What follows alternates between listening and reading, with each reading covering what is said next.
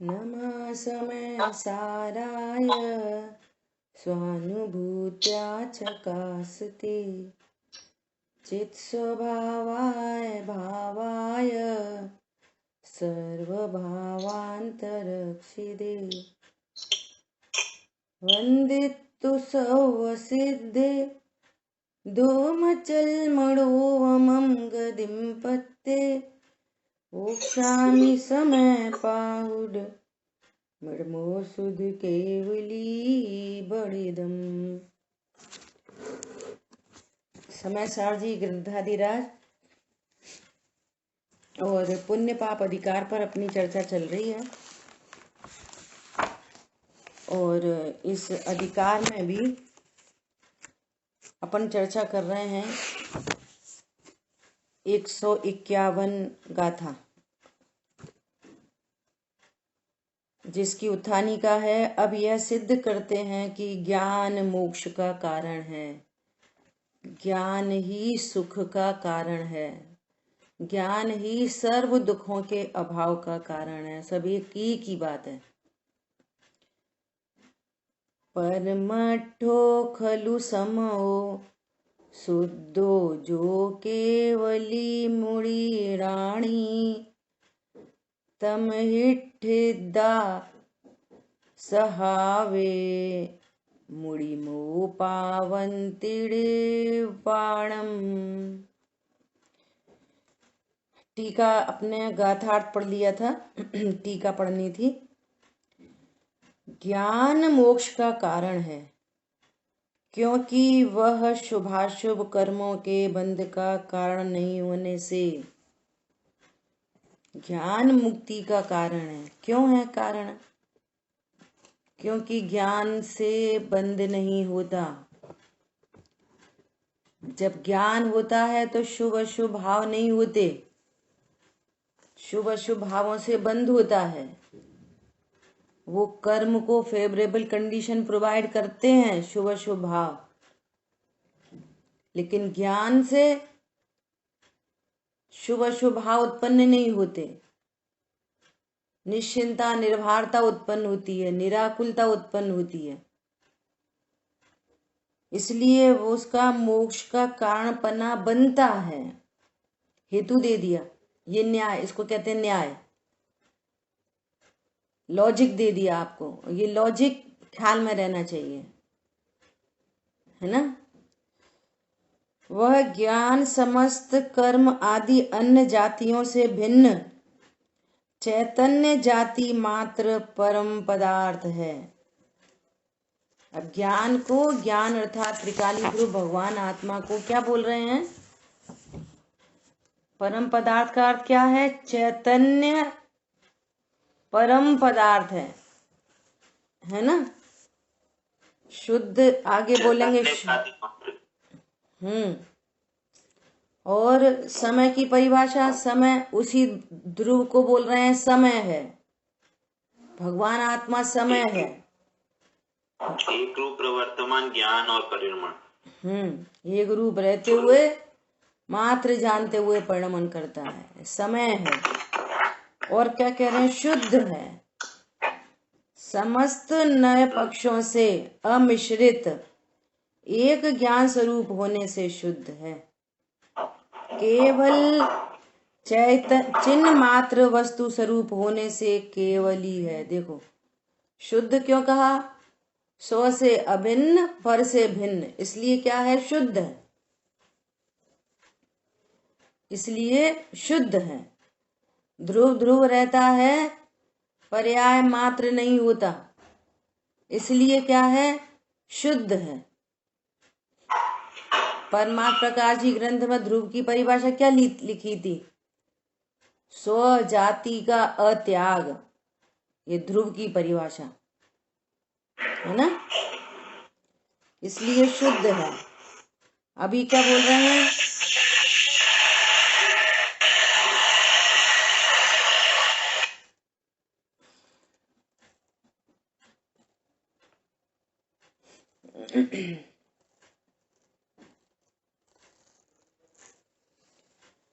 अभी क्या बोल रहे हैं? अब केवली बता रहे हैं, केवली, ध्रुव को कह रहे हैं केवली, है ना। केवली मतलब वो जो केवली भगवान वाला केवली पर्याय वाला केवली नहीं कह रहे।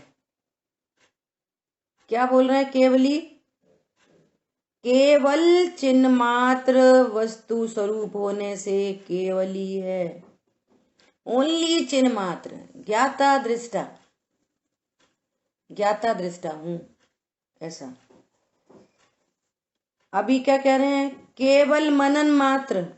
देखो, मनन मात्र होने से मुनि है। मुनि क्यों है? ध्रुव को ही क्या कह रहे हैं? मुनि है। मुनि क्यों कह रहे हैं?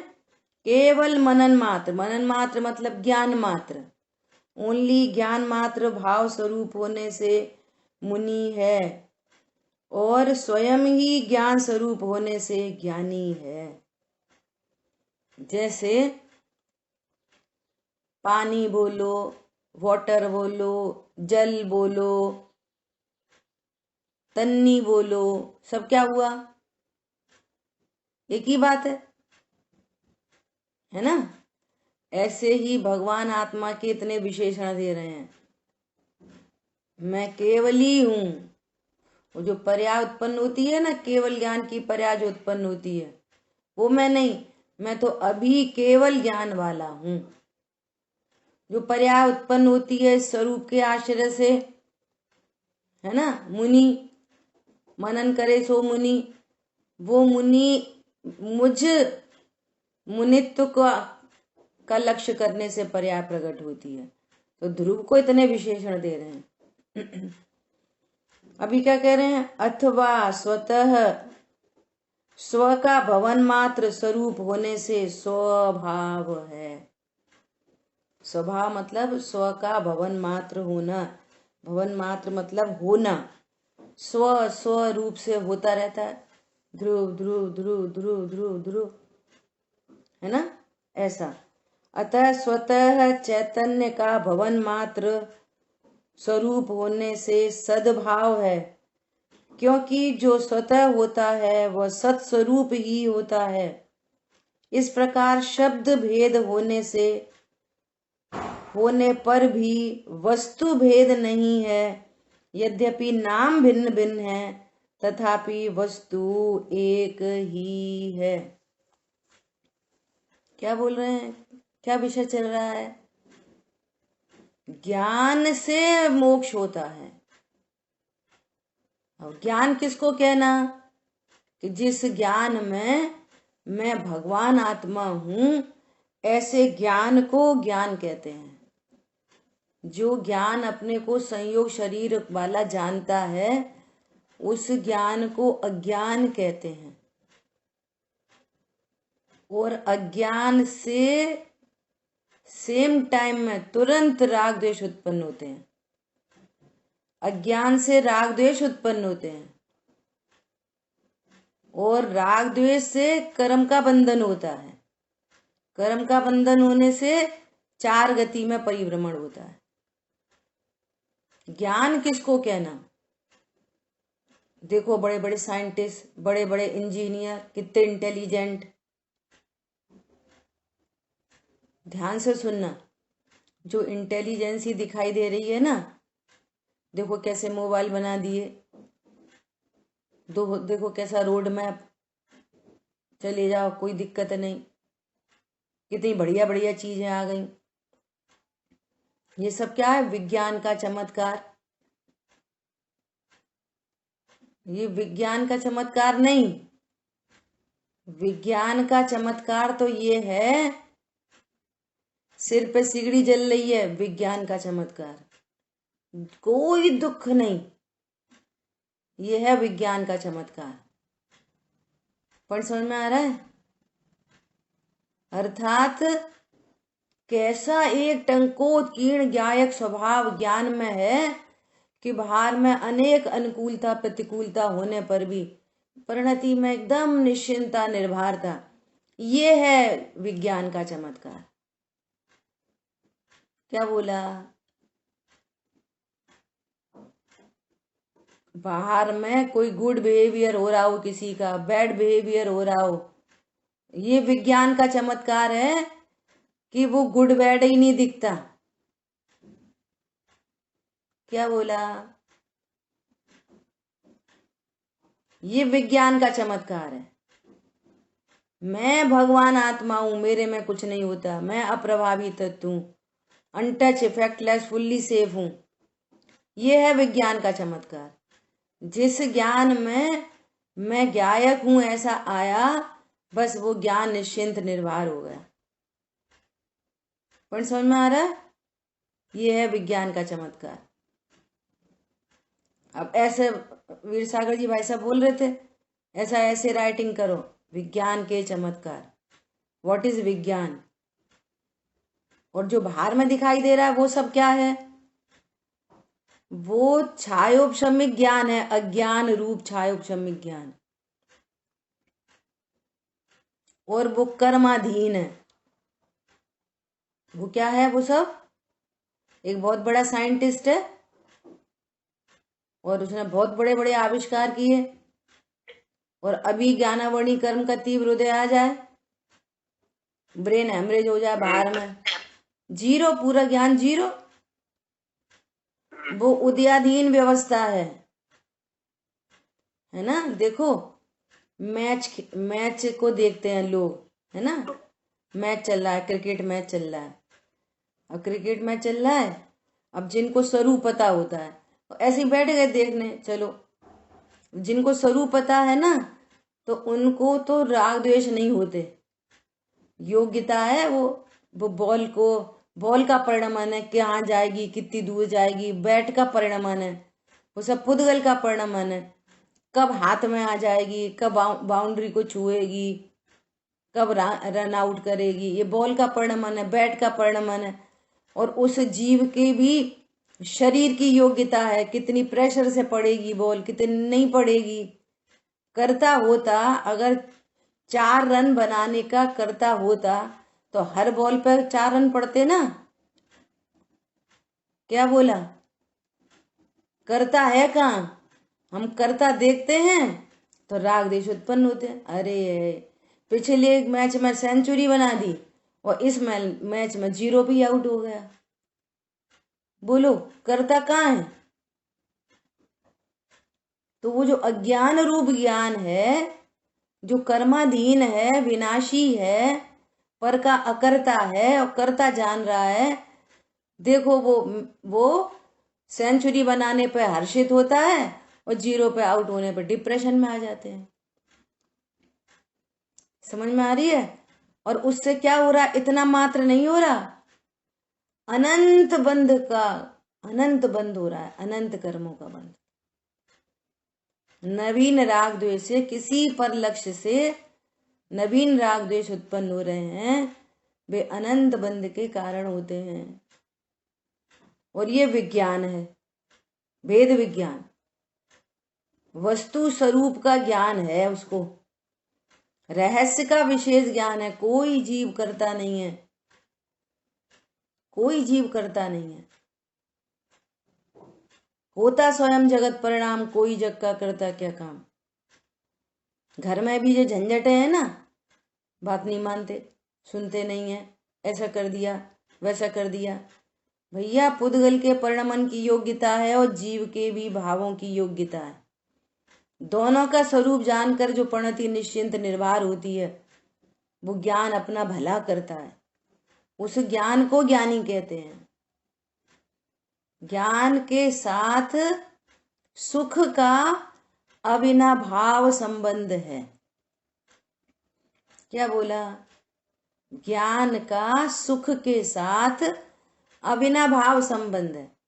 अविनाभाव संबंध किसे कहते हैं? कि जिसके बिना वो नहीं, उसके बिना वो नहीं, उसको अविनाभाव संबंध कहते हैं। ये है तो ये भी है। ज्ञान है तो सुख भी है, सुख है तो ज्ञान भी है। इसको कहते हैं अविनाभाव संबंध। और जहां अज्ञान है तो वहां दुख है, जहां अज्ञान वहां दुख, जहां ज्ञान वहां सुख। ये दोनों का अविनाभाव संबंध है। जिसको हम सुख समझ रहे हैं वो वास्तव में सुख नहीं है, वो कम दुख है। कम दुख में सुख की भ्रांति है।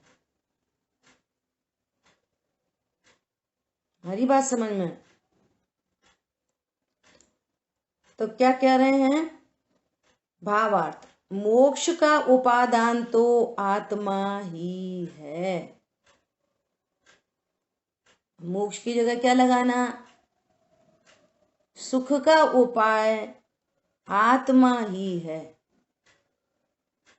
अब इसमें थोड़ा सुधार। सुख का उपाय आत्मा को जानना ही है। बात बदली? आत्मा तो सभी है। सुख का उपाय आत्मा को जानना ही है। अब तीसरी बात, सुख का उपाय आत्मा को जानना नहीं, मैं आत्मा हूं ऐसा जानना ही है। क्या बोला? आत्मा को जानने में second party third party approach है। और बात ऐसी कहेंगे, भैया आत्मा को जानो, आत्मा को जानो। पर को जानने का निषेध करने के लिए बोलेंगे आत्मा को जानो। अब आत्मा को नहीं जानो, मैं आत्मा हूं ऐसा जानो। क्या बोला? सुख का उपाय क्या है? मैं आत्मा हूं ऐसा जानना। हस्ती हो गई। अब नास्ती किसकी होगी? नास्ती। मैं आत्मा हूं ऐसा जानना, मैं शरीर हूं ऐसा नहीं जानना, मैं संयोग वाला हूं ऐसा जानने पर दुख होता है। होता ही है। दुख इस बात का नहीं है कि हमारी कोई सुनता नहीं है। दुख इस बात का है कि हम पिता हैं। क्या कहा? दुख इस बात का नहीं है कि हमारी कोई सुनता नहीं है। दुख किस बात का है? मैं पिता हूं। दुख इस बात का नहीं है कि बहुएं बात नहीं मानती। दुख इस बात का है कि मैं सास हूं।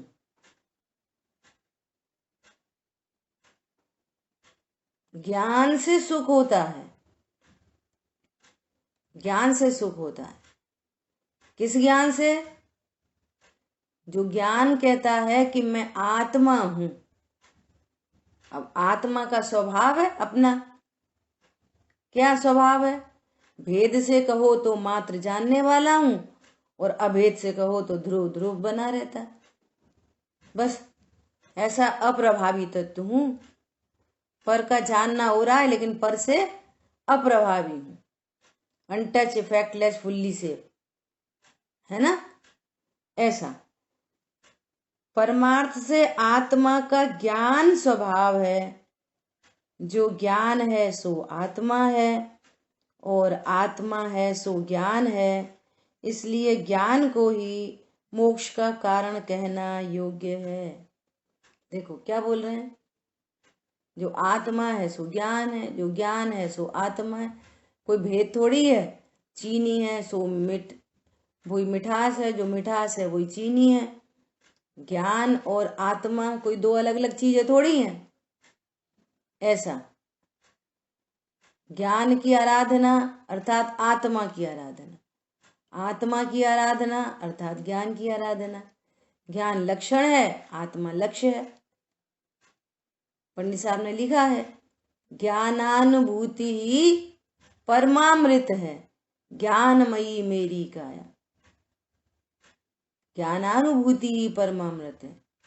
ज्ञान की अनुभूति ही आत्मा की अनुभूति है। ज्ञान स्वयं से स्वयं को जानता है। पर्याय में पर्याय का वेदन होता है, और वेदन होता है पर्याय का, और दृष्टि जाती है ध्रुव पे। वेदन होता है मिठास का, और 4 साल का बच्चा कहता है कि चीनी है। 4 साल के बच्चे के मुंह को आंख बंद करके मुंह में चीनी रखो, उसको पूछो बताओ क्या है, तो वो क्या बोलेगा? उसको वेदन में आएगी मिठास, बोलेगा क्या? चीनी है। ऐसे ही उपयोग में जानने में आएगा ज्ञान, बोलेंगे क्या? मैं आत्मा हूं, क्योंकि आत्मा और ज्ञान, ज्ञान और आत्मा एक ही है। ठीक है, क्लियर हो गई बात? ऐसा। अब देखो आगे की गाथा बहुत गजब की है, बहुत गजब की है ना। अब यह बतलाते हैं कि आगम में भी ज्ञान को ही मोक्ष का कारण कहा। आगम मतलब जिनेंद्र भगवान के उपदेश में भी ये वाली बात आई कि ज्ञान ही मोक्ष का कारण है। परमठम ही अठिदो जो कुड़दितं वदं च धारेदि तं सवं बालतवं बालवदं वेन्ति सवन्नु। परमार्थ में नहीं तिष्ठ कर जो तप करे व्रत को धरे, तप सर्व उसका बाल अरु व्रत बाल जिन भरने कहे। दो कितनी गजब बात है, बहुत गजब बात कह रहे हैं, बहुत ही गजब बात कह रहे हैं। क्या कह रहे हैं? परमार्थ में अस्थित, परमार्थ मतलब परम पदार्थ, भगवान आत्मा में जो अस्थित अर्थात स्थित नहीं है। स्थित नहीं है मतलब बोलो कौन बताएगा? परमार्थ में जो स्थित नहीं है अर्थात ज्ञान में ऐसा निर्णय नहीं है कि मैं चैतन्य मात्र हूं। स्थित नहीं है, परमार्थ में स्थित नहीं है मतलब जो परमार्थ को नहीं जानते, उसकी श्रद्धा नहीं करते, तो फिर उसमें स्थित भी नहीं होते। समझ आई बात? मैं हूं ऐसा नहीं जानते। हाँ, जो परमार्थ है उसको नहीं जानते, उसकी श्रद्धा नहीं करते, तो उसमें स्थित भी नहीं होते। हमको ये ऐसा ज्ञान है खाओ पियो में सुख है, तो खाओ पियो का ज्ञान है, खाओ पियो का श्रद्धा है और बस उसी में स्थित है। आज ये बना लेना, आज वो बना लेना, भैया स्वाध्याय करो। स्वाध्याय तो बड़ी मुश्किल चीज है। जिनवाणी किसे कहते हैं? जिसको छूने से करंट लगता है और देखने से पाप पड़ता है। क्यों? समझ में नहीं आई? समझ में नहीं आई नहीं? जिनवाणी किसे कहते हैं? देखने से पाप लग जाएगा और छूने में करंट लग जाएगा, उसको जिनवाणी कहते हैं। भैया जिनवाणी भव्यों की माता, जिनवाणी भव्यों की माता है। जो जिनवाणी को मां बनाते हैं, सुनो ध्यान से, बहुत गजब की बात है, बहुत ही गजब की बात है। जो मनुष्यनी माँ को माँ मानते हैं, उसको माँ बनाते हैं, तो अनंत बार जन्म मरण करने पड़ते हैं। क्या बोला? और फिर मनुष्यनी माँ नहीं मिलती, फिर कुत्ता बिल्ली सूअर ये वाली माँ मिलती हैं। फिर सुन लो ध्यान से, और जिनवाणी माँ को जो माँ बनाता है उसके जन्म मरण का अभाव होता है। जिनवाणी माँ बताती है, क्या बताती है? तुम अविनाशी हो, अंतरंग में आत्म को देखे जो अशरीर। कौन है मेरा जन्मदाता? पिता की माँ? ओहो, पिता और माँ से तो ये शरीर की रचना हुई है, मेरी नहीं। माँ और पिता से, मात पिता रज बीरज मिलकर बनी देह तेरी देह बनी, मैं नहीं बना। अंतरंग में आत्म को मतलब अपने आप को देखे जो अशरीर। शर्मजनक है। क्या शर्मजनक है? शर्मजनक जन्म ना धरे, पिए न जननी क्षीर। समझ में आई? जन्म लेना ये भगवान आत्मा है तो शुरुआती में चर्चा आई, विसंवाद को प्राप्त होता है। बंद की कथा से ही विसंवाद होता है भगवान आत्मा, है ना। और वो घोड़ा की पेट में चले गए और वहां से उत्पन्न हुए। अब सब घोड़ा घोड़ा बोल रहे हैं, कोई गधा बोल रहा है, कोई बिल्ली बोल रहा है, कोई सुअर बोल रहा है कौन? है कौन? भगवान आत्मा। और बोल क्या रहे हैं? लड़का है, लड़की है, नारकी है, देव है, त्रियंच है, एक इंद्री। कितनी शर्म की बात है। फिर वो शर्मजनक जन्म नहीं धरता, जननी क्षीर नहीं पीता वो। इतनी गजब की बात है। ये सारी बात कहां से समझ में आएगी? जिनवाणी से। इसलिए जिनवाणी भव्यों की माता होती है। जिनवाणी भव्यों की माता है हितकारी, अनेकांत में तत्व बताती। मां जिनवाणी हितकारी, अनेकांत में तत्व बताती। तो क्या बोल रहे हैं? परमार्थ से अस्थित, परमार्थ में अस्थित जो जीव, अब परमार्थ तो जानते नहीं, अब तप करता है, व्रत धारण करता है, और उस सब तप और व्रत को सर्वज्ञ देव बाल तप और बाल व्रत कहते हैं। बच्चों के तप, बच्चों के व्रत कहते हैं बाल तप, बाल व्रत। देखो सुनना, कल कल्पना दीदी की क्लास में कैसी कैसी गजब की चर्चाएं आई। सभी लोग बहुत ध्यान से सुनना, बहुत बहुत ध्यान से। देखो प्रकृति में कैसी व्यवस्था बनी हुई है, नेचुरल ऐसी व्यवस्था बनी हुई है कि जो परमार्थ को तो जानता नहीं है,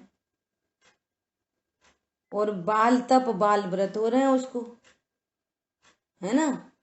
तो उसके फल में वो देवगति चला जाता है। ठीक है, अब देवगति चले गए, तो अब देवगति में वो विषय भोग, हाँ विषय भोग की मुख्यता बहुत है, और मिथ्या दृष्टि है, परमार्थ को जाना नहीं। तो वहां से लौटकर वो एक इंद्री में चला जाता है।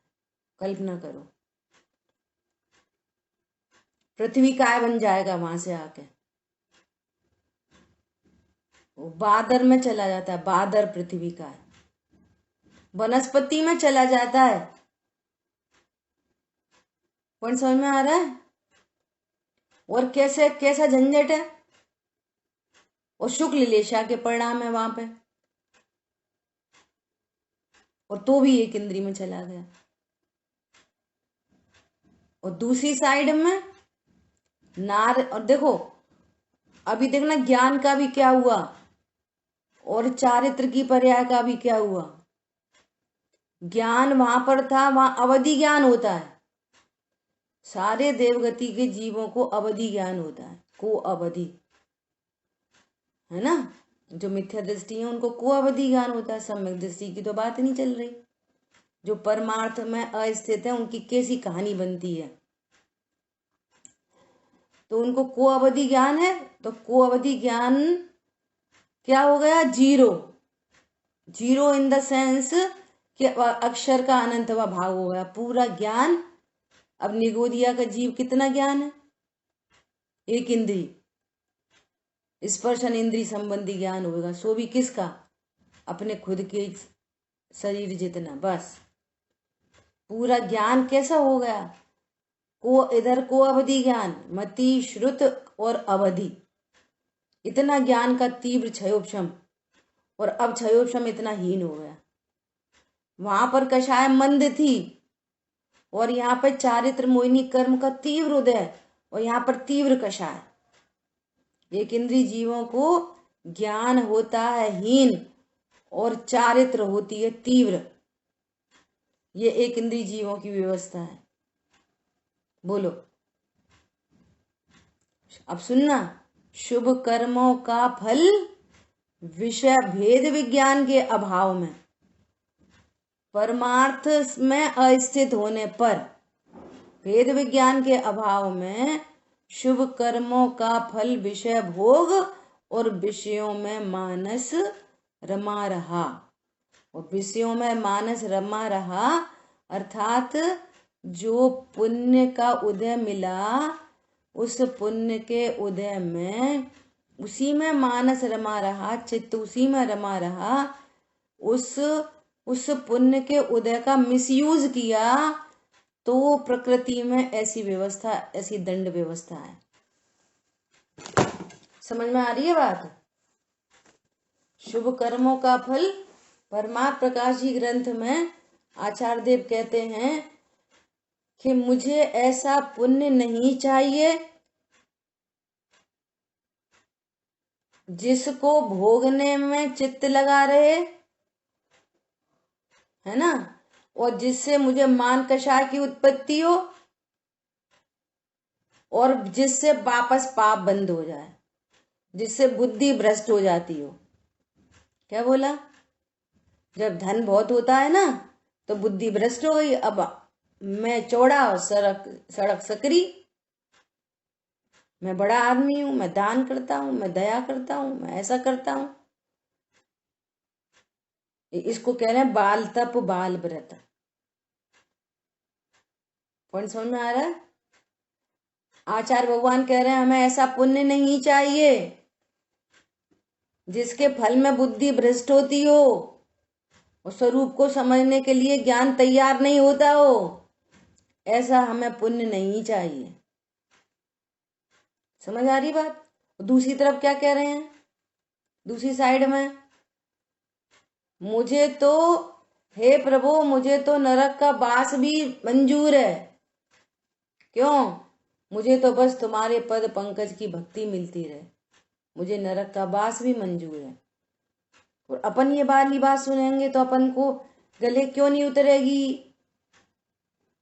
क्यों? हमने तो ये निर्णय किया ना कि जो पर पदार्थ है वे सुख दुख के कारण है। यहाँ पर कह रहे हैं अज्ञान से दुख और स्वयं में ज्ञान से सुख होता है।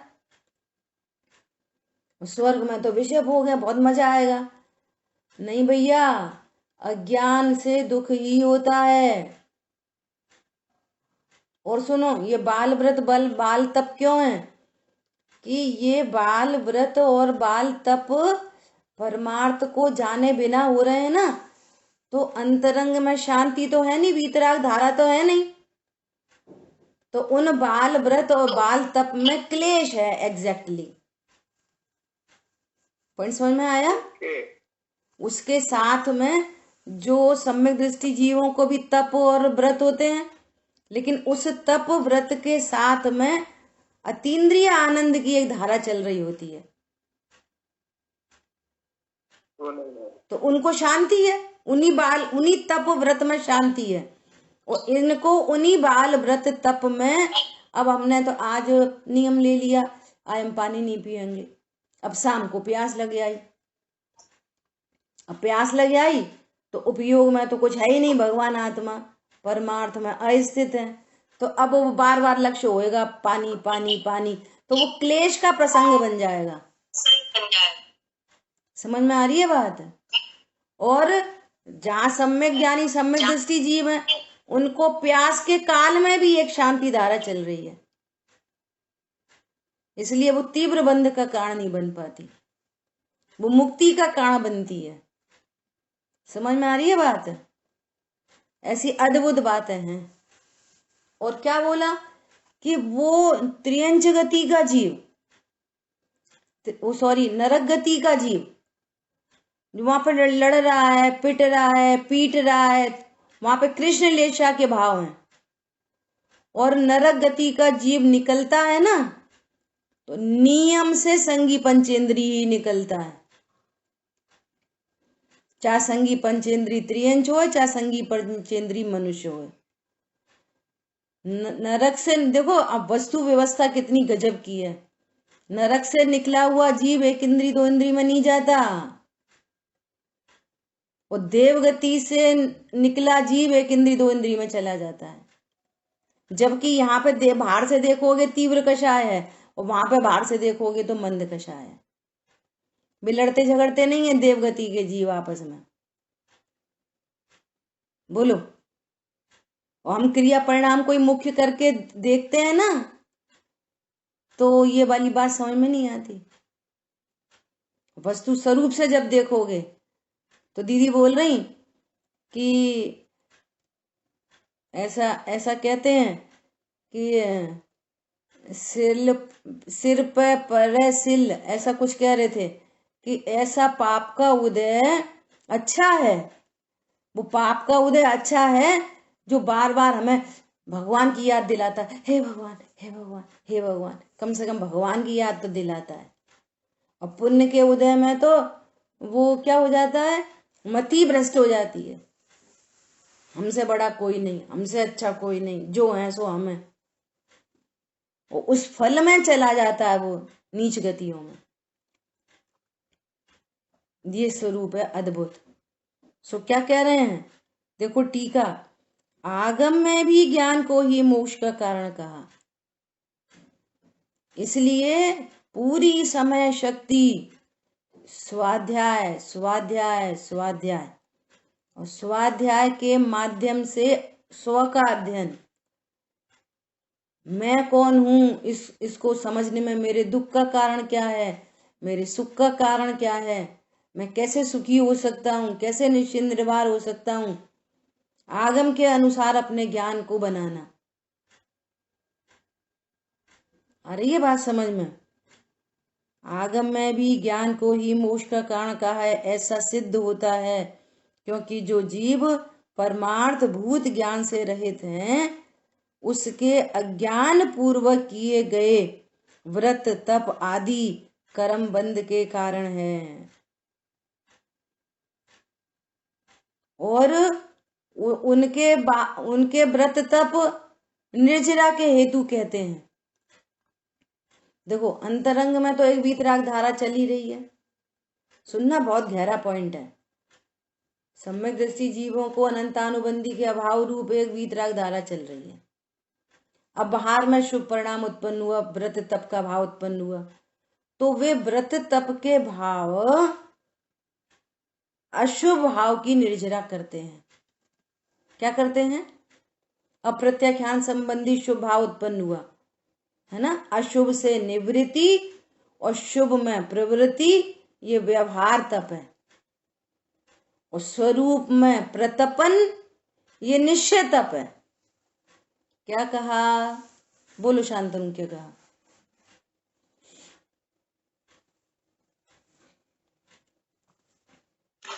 स्वरूप में प्रतपन निश्चय तप है। व्यवहार तप बंद का कारण है। अभी लाइन बोली थी बहुत इंपॉर्टेंट, तो उसकी निर्जरा से, अपन निर्जरा से रिलेट करा रहे हैं। कौन बताएगा व्यवहार तप क्या बोला था? जो सम्यक दृष्टि जीव है उनके मन में वीतराग धारा चल रही है, तो उसके प्रति फिर बाहरी रूप से व्रत तब चल रहा होता है, तो वो होता है अशुभ भाव की निर्जरा कराता है वो सारी। बहुत बढ़िया, बहुत बढ़िया। अशुभ से, आगम का वचन है, अशुभ से निवृत्ति और शुभ में प्रवृत्ति इक्वल टू व्यवहार तप। तो व्यवहार तप से क्या चल रही है? अशुभ की निर्जरा। और निश्चय तप से क्या चल रही है? शुभ अशुभ सबकी निर्जरा। कौन समझ में आया? तो उनके तप किस में हेतु बन रहे हैं? निर्जरा में। ठीक है। अब मिथ्या दृष्टि की बात समझो। सम्यक दृष्टि का एंगल समझ में आया तो मिथ्या दृष्टि का समझ में आएगा। उनके निश्चय व्यवहार तब समझ लिए। निश्चय तब में क्या हो रहा है? शुभ अशुभ दोनों की निर्जरा चल रही है। जैसी स्वभाव का आश्रय हुआ, अभी अभी बात हुई है, ज्ञान से न शुभ भाव होता न अशुभ भाव होता। अभी पीछे आया ना 51वीं गाथा में क्या कहा? क्योंकि वह शुभाशुभ कर्मों के बंध का कारण नहीं होने से इस प्रकार मोक्ष का कारणपना बनता है। ठीक है। निश्चय तब से शुभ अशुभ दोनों की निर्जरा हो रही है, शुभ अशुभ कर्मों की निर्जरा चल रही है। और व्यवहार तब से अशुभ से निवृत्ति, शुभ में प्रवृत्ति। तो शुभ बंद तो हो रहा है लेकिन अशुभ से निवृत्ति हो रही है, अशुभ की निर्जरा चल रही है। ठीक है, ये बात। अब अपन देखें मिथ्या दृष्टि जीव को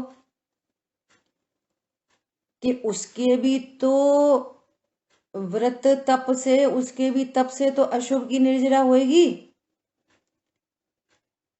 वो व्रत कर रहा है तो उसको भी तो अशुभ भाव नहीं हो रहा, शुभ भाव हो रहा है। तो उसको भी तो पाप की निवृत्ति होएगी कि नहीं होएगी? क्यों नहीं होएगी? कि अंतरंग में परमार्थ को नहीं जानने से, परमार्थ की श्रद्धा नहीं होने से मिथ्यात्व रूपी महापाप जहां बंद हो रहा है, तो फिर चुटुर पुटुर कोई अशुभ भाव नहीं हो तो उससे क्या फर्क पड़ता है? समझ में आई बात? एक भरा ड्रम रखा है काले रंग का, उसमें एक ड्रॉप सफेद पड़ गई तो क्या फर्क पड़ रहा है उससे? समझ में आ रही है बात? महापाप तो साथ में ही चल रहा है अज्ञानता मिथ्यात्व का। अज्ञानता मिथ्यात्व प्लस शुभ परिणाम। तो शुभ परिणाम में क्या बात बनेगी? महापाप तो विराजमान है, मिथ्यात्व रूपी महापाप, जिसको सप्त व्यसनों से भी बड़ा पाप जानकर जिनागम में पहले चुड़ाया है। इसलिए तत्व ज्ञान यहाँ पे प्रमुख है। समझ में आ गई? बाल तप क्यों कह रहे हैं? मिथ्यात्व का जहर लेके जो उसका शुभ परिणाम है ना, वो मिथ्यात्व के जहर से सना हुआ है। खीर तो बहुत अच्छी है, उसमें एक बूंद जहर डला है, उसमें बादाम केसर पिस्ता सब है, खानी है, खीर है। अब उसको खीर कहते हैं कि उसको जहर ही कहते हैं? भैया जहर है, खा नहीं लेना। ऐसे मिथ्यात्व के साथ होने वाले व्रत तप, ये शुभ परिणाम मुक्ति का हेतु नहीं बनते, ज्ञान ही मुक्ति का हेतु है। समझ आ गई बात? अज्ञानता के साथ होने वाले शुभ भाव मुक्ति का हेतु नहीं बनते, ज्ञान ही मुक्ति का हेतु है। भेद विज्ञान त सिद्धा, सिद्धा एक किल केचन। जितने जीव दुखी हैं अपने ही अज्ञान से, और जितने जीव सुखी हुए हैं वे बेभेद विज्ञान महान से। इसलिए क्या करो? ज्ञान करो, भेद विज्ञान महान करो। क्या करो? ज्ञान करो, भेद विज्ञान महान करो, अरहंत बनो, तुम सिद्ध बनो। भेद विज्ञान से ही सम्यक दर्शन संयम साधु अरंत सिद्ध दशा भेद विज्ञान से होती है। सर्व कार्यों की सिद्धि एकमात्र भेद विज्ञान से होती है। जो जीव परमार्थ में स्थित हैं वे ही सुखी होते हैं, और जब तक पूर्ण सुखी नहीं हो जाते तब तक बाहर में भी सर्वोच्च पदों को प्राप्त करते हैं। बाहर में भी अनुकूलता रहती है और अंतरंग में भी अनुकूलता, तो उसका कारण एकमात्र भेद विज्ञान है। बाहर में लग्जरी भी और अंदर पीस ऑफ माइंड भी। क्या बोला? बाहर में लग्जरी भी और पुण्य का तीव्र उदय आता है, सातिशय पुण्य का उदय। तो बाहर में लग्जरी भी होती है और पीस ऑफ माइंड भी होता है। और अज्ञानियों को कदाचित लग्जरी हो सकती है लेकिन पीस ऑफ माइंड नहीं होता। और जब पीस ऑफ माइंड नहीं होता तो फिर अगली तुच्छ गति में जाने की तैयारी होती है। क्या बोला? पीस ऑफ माइंड नहीं होने से तुच्छ गतियों में जाने की तैयारी होती है। समझ लेना ऐसा। ठीक है, समय अपना हुआ है, शेष चर्चा आगे करेंगे। जितनी चर्चा हुई उसको विचारना। ये बहुत अच्छी चर्चा हुई, तो दोबारा सुनता। जिनवाणी के ज्ञान से सूझे लोकालोक, सुवाणी मस्तक नमो सदा जीत हूँ। बोलिए द्वारशामयी जिनवाणी माता की जय हो। जय जिनेंद्र सभी को। जय जिनेंद्र सभी को।